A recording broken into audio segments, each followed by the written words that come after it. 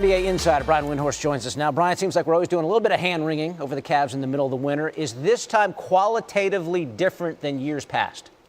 Yes, David, because while the Cavs certainly have issues with their roster right now, they have defensive challenges, they have some health challenges with Kevin Love going out, and they have some structural challenges.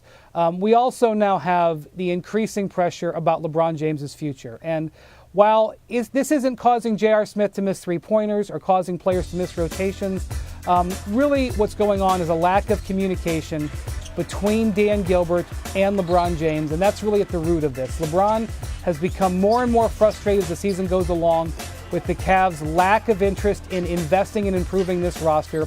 Gilbert has continued to be frustrated that LeBron will not commit beyond this season, and nobody in the organization is bringing the two sides together.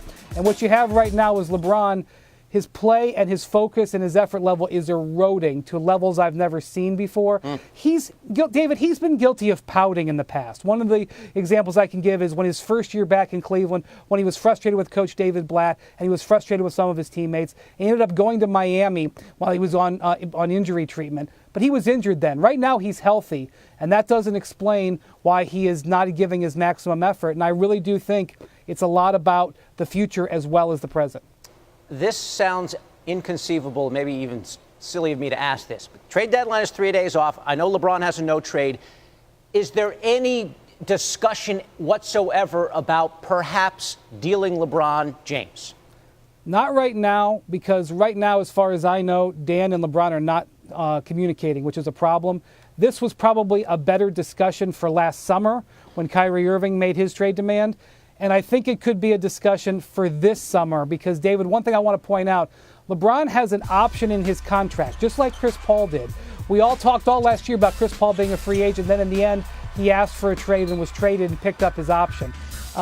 If the Cavs and if Dan Gilbert and LeBron can't get on the same page, and I'm not even talking about a peace, a ceasefire, getting on page for a ceasefire, I don't know how this is going to turn out, and I would say that all options would be on the table, but much more likely for that to happen this summer than this week. Okay, really interesting discussion about what's going on with the Cleveland Cavaliers. Brian Windhorst always tuned in. Brian, we appreciate the time. Thank you.